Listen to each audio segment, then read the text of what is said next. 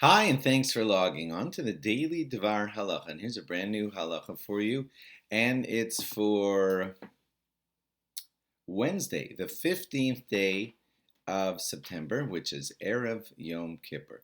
Okay, a few things that we need to say before Yom Kippur. First of all, on Erev Yom Kippur itself, there is a very interesting mitzvah, and it is the mitzvah to eat. Okay, God, in several ways, which I won't get into here, by the way He words the fasting on Yom Kippur, seems to make an allusion to fasting also on Erev Yom Kippur, which it certainly doesn't mean. God never asks us to fast 2 days in a row. So the rabbis deduce that eating on Erev Yom Kippur gives you the reward as if you had fasted on Erev Yom Kippur. Okay, that's the technicality of the matter. But be that as it may, there is a mitzvah to eat on the 9th of Tishrei on Erev Yom Kippur. Okay, but that leads to several interesting questions. What about a person who's not going to be fasting on Yom Kippur? Like, for example, a child or a very sick person who has been instructed by his rabbi and doctor to eat on Yom Kippur. Does that person also have a mitzvah to eat on Erev Yom Kippur? And the short answer is yes.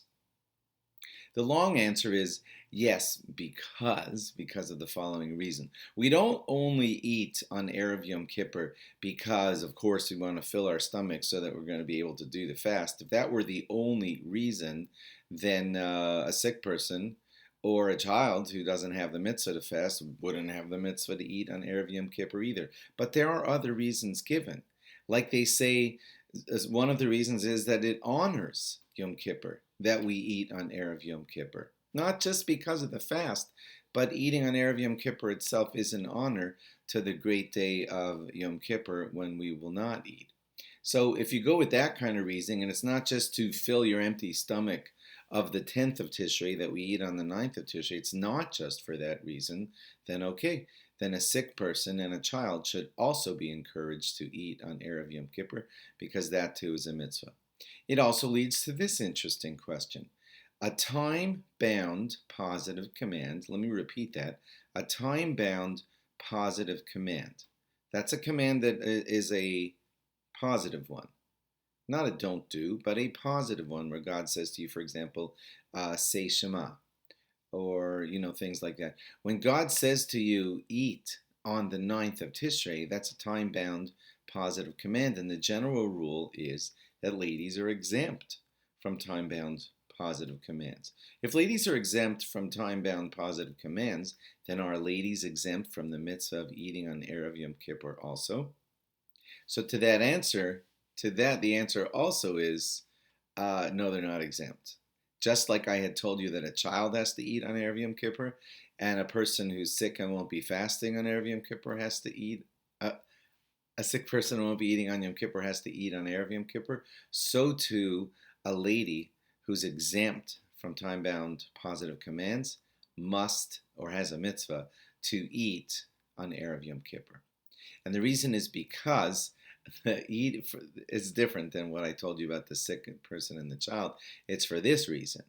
According to some, the eating on Erev Yom Kippur is bound to the fast. And it is because you're going to be fasting on the 10th of Tishrei, so you have a mitzvah to eat on the 9th of Tishrei. If that's the case, that it's bound to the negative things of Yom Kippur that say, this is the day of rest, you can't do any work, and things like that. So if it's bound to the fasting of Yom Kippur, okay, then just like ladies, of course, have the mitzvah to fast on Yom Kippur, then they also have the mitzvah bound to it. The Yom Kippur had some negatives to it.